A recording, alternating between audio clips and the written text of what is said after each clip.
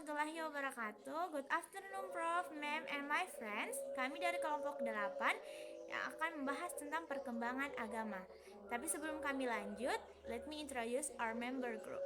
First, me, Dwi Nurul Aliza as moderator and first speaker, Rizky Ulandari as second speaker, and Firki Akila as last speaker. Perkembangan agama. Pengertian perkembangan agama. Jika perkembangan moral anak tidak terjadi sejak lahir, maka perkembangan agama pada anak menurut ajaran Islam telah ada sejak anak itu lahir. Fitrah beragama dalam diri manusia merupakan naluri yang menggerakkan hatinya untuk melakukan perbuatan suci yang diilhami oleh Tuhan Yang Maha Esa telah ada dalam diri anak sejak dia berada di tulang sulbi orang tuanya. Dan menurut Darajat 1970, sebelum usia 7 tahun, perasaan anak terhadap Tuhan pada dasarnya negatif. Ia berusaha menerima pemikiran tentang kebesaran dan kemuliaan Tuhan. Sedang gambaran mereka tentang Tuhan sesuai dengan emosinya. Kepercayaan yang terus-menerus tentang Tuhan, tempat dan bentuknya bukanlah karena rasa ingin tahunya, tapi didorong oleh perasaan takut dan ingin rasa aman. Kecuali jika orang tua anak itu mendidik anak supaya mengenal sifat Tuhan yang menyenangkan. Namun pada masa kedua 27 tahun ke atas, perasaan si anak terhadap Tuhan berganti positif, cinta dan hormat, dan hubungannya dipenuhi oleh rasa percaya dan merasa aman. B. Tahap-tahap perkembangan agama. Ham dalam bukunya The Development of Religions on Children sebagaimana dikutip oleh Jalaluddin mengatakan perkembangan agama pada anak-anak usia dini mengalami 2 tingkatan sebagai berikut. Pertama, the fairy tale stage, tingkat dongeng. Konsep Tuhan pada anak usia 3-6 tahun banyak dipengaruhi oleh fantasi dan emosi, sehingga dalam menanggapi agama, anak masih menggunakan konsep fantasi yang diliputi oleh dongeng-dongeng yang kurang masuk akal. Cerita Nabi akan dihayalkan seperti yang ada dalam dongeng-dongeng. Yang kedua, the realistic stage, tingkat kepercayaan. Pada tingkat ini, pemikiran anak terhadap Tuhan sebagai Bapa pengganti orang tua beralih pada Tuhan sebagai pencipta. Hubungan dengan Tuhan yang pada awalnya terbatas pada emosi berubah pada hubungan dengan menggunakan pikiran atau logika. Pada tahap ini terdapat satu hal yang perlu digarisbawahi bahwa anak pada usia 7 tahun dipandang sebagai pemulaan pertumbuhan logis, sehingga wajarlah bila anak harus diberi pelajaran dan dibiasakan melakukan salat pada usia dini dan dipukul bila melanggarnya. Dalam kehidupan manusia, tahap perkembangan agama dapat dibagi menjadi 5 tahap, yaitu yang pertama, tahap dalam kandungan, yang kedua, tahap bayi, ketiga, tahap anak-anak, keempat, tahap remaja, dan yang terakhir, tahap dewasa. Sekian dari saya serahkan kepada pemateri selanjutnya. Time is yours. C. Sifat agama pada anak. Krebs dalam Hay menyatakan ciri-ciri pokok dan sifat agama pada anak dapat dikelompokkan menjadi 3 pola orientasi. A. Egocentris orientation. Orientasi egosentris pada masa kanak-kanak digambarkan dalam penelitian Piaget tentang bahasa anak usia 3-7 tahun. Menurut Piaget, bahasa anak tidak menyangkut orang lain, tetapi lebih merupakan monolog dan monolog kolektif.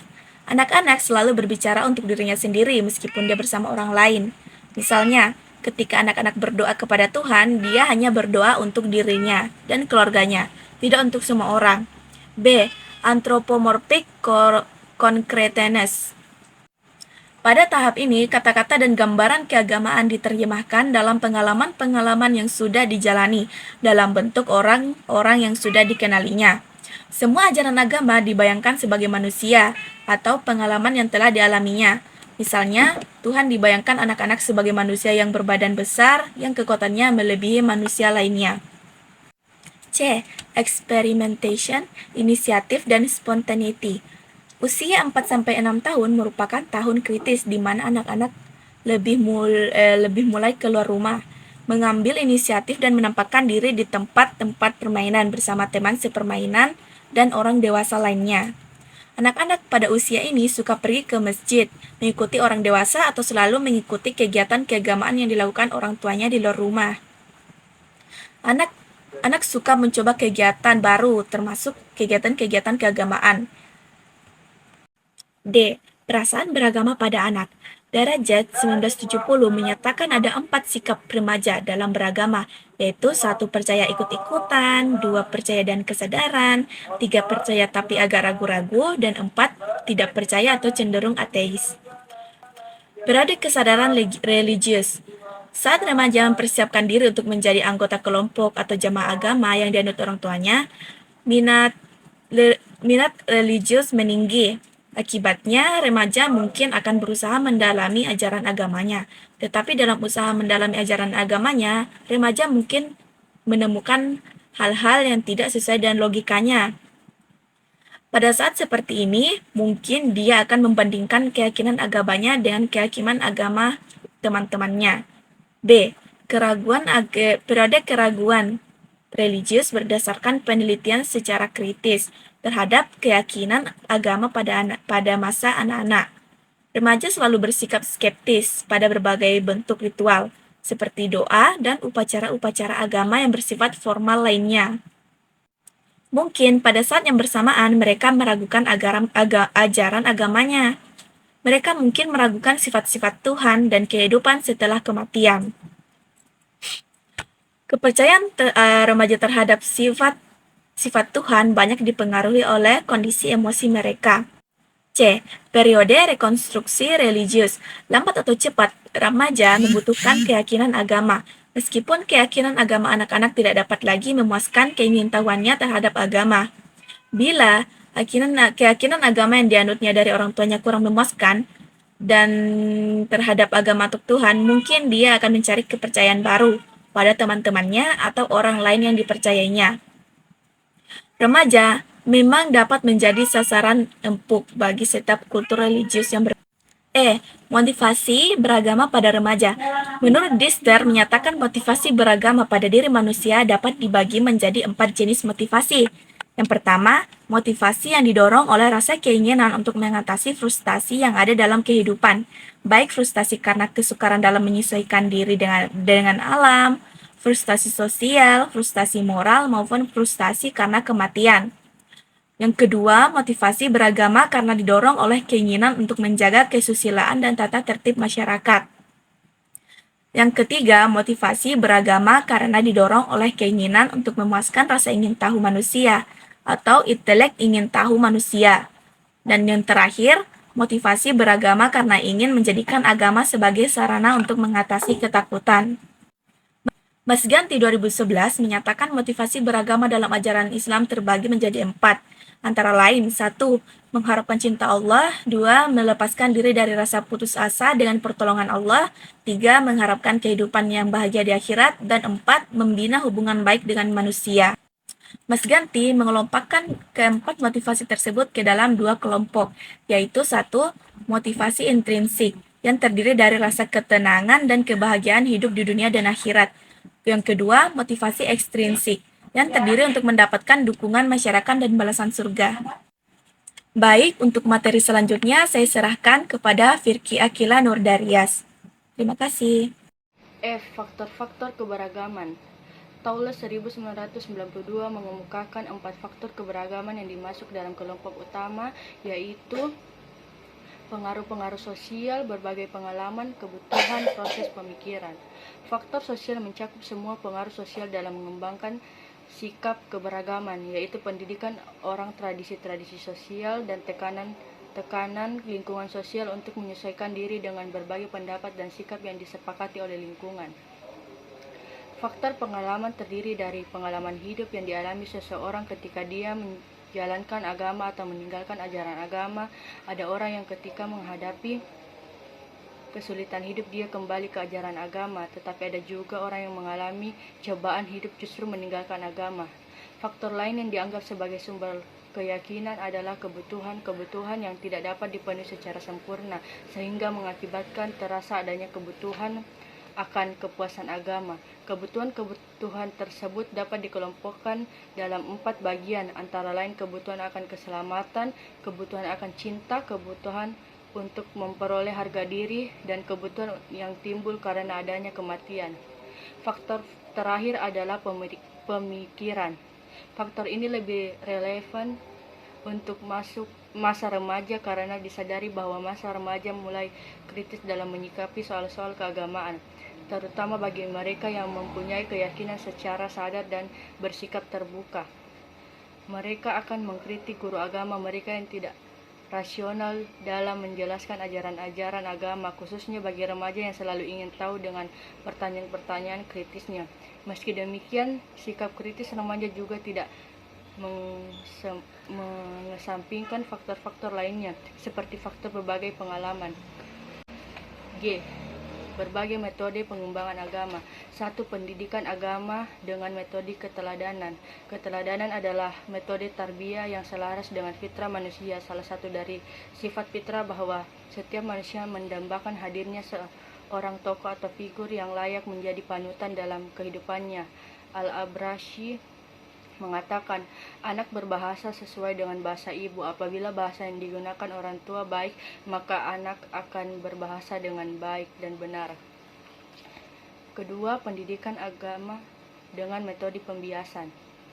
Pembiasaan adalah metode yang harus dilakukan di lingkungan keluarga. Kebiasaan terbentuk dengan selalu melakukannya sehingga menjadi kebiasaan yang permanen.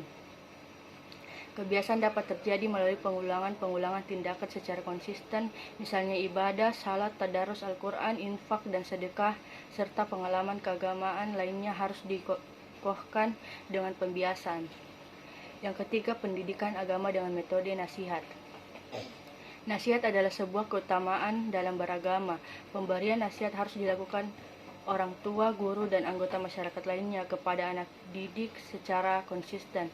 Orang tua atau guru tidak boleh bosan memberikan nasihat, sebab pemberian nasihat terhadap kebenaran bagian penting dari ajaran agama. 4. Pendidikan seks. Peserta didik usia remaja menghadapi dua problem besar, yaitu 1.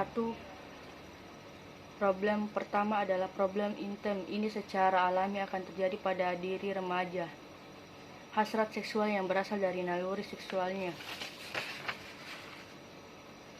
mulai mendorong untuk dipenuhi. Hal ini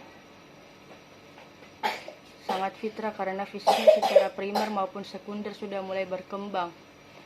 Misalnya, mulai berfungsinya hormon testosteron pada laki-laki menyebabkan pertumbuhan bulu pada daerah fisik tertentu. Berubahnya suara menjadi lebih besar. Pada remaja putri mulai berfungsinya hormon progesteron yang menyebabkan perubahan fisik di dadanya dan sekaligus mengalami menstruasi. Perkembangan fungsi hormon ini selalu menyebabkan remaja sulit mengendalikan diri dalam bergaul dengan lawan jenis. Problem kedua adalah problem eksternal. Inilah yang terkategori dalam pembentukan lingkungan tempat remaja berkiprah. Faktor penting yang membuat remaja selamat dalam pergaulannya adalah faktor pemikiran. Pemikiran adalah sekumpulan ide tentang kehidupan yang diambil dan penetrasikan oleh remaja itu ke dalam benaknya sehingga menjadi sebuah pemahaman yang mendorong setiap perilakunya. Pemikiran penting yang membentuk remaja adalah makna kehidupan, standar kebahagiaan hidup, dan standar perilaku. Misalnya, ketika seorang remaja memahami bahwa makna kehidupan ini adalah materi, kebahagiaan adalah kekayaan, dan standar perilaku adalah yang penting ada manfaat agar jadi kaya, maka kita akan menemukan remaja seperti ini tidak akan memahami resiko perbuatannya. Baginya mencuri narkoba sambil mendagangkannya, seks bebas adalah kenikmatan dan tujuan hidupnya. Remaja seperti ini akan banyak ditemukan dalam lingkungan masyarakat sekuler atau menjauhkan diri dari agama. 5. Pembinaan akhlak. Upaya menanamkan sikap persamaan derajat di antara sesama, maka seorang pendidik bisa menggunakan metode ceramah dan nasihat. Pendidik hendaknya memberikan pengertian kepada muridnya bahwa kedudukan semua manusia adalah sama. Tidak ada perbedaan antara yang kaya dan miskin, kulit hitam maupun kulit putih, pintar dan bodoh, karena semua itu merupakan tolak ukur yang sifatnya sementara, sedangkan orang yang paling mulia adalah yang paling takwa kepada Allah Subhanahu wa taala. Oleh karenanya tidak perlu menyombongkan diri ketika memiliki kelebihan dibanding yang lain. Bahkan seharusnya orang yang kaya membantu yang miskin dan pintar membantu yang bodoh. Metode keteladanan pun bisa digunakan oleh pendidik dalam rangka menanamkan sikap persamaan derajat. Misalnya seorang guru tidak membedakan anak didik berdasarkan status sosialnya. Kedudukan semua murid adalah sama, artinya ketika kita melakukan kesalahan maka siapapun orangnya jangan tidak memandang latar belakang, solusinya ia harus mendapatkan sanksi yang seimbang atas kesalahan tersebut. Baiklah, itu yang bisa kelompok kami sampaikan pada materi ini. Lebih dan kurangnya mohon dimaafkan. Wabillahi taufiq wal hidayah. Wassalamualaikum warahmatullahi wabarakatuh. Terima kasih.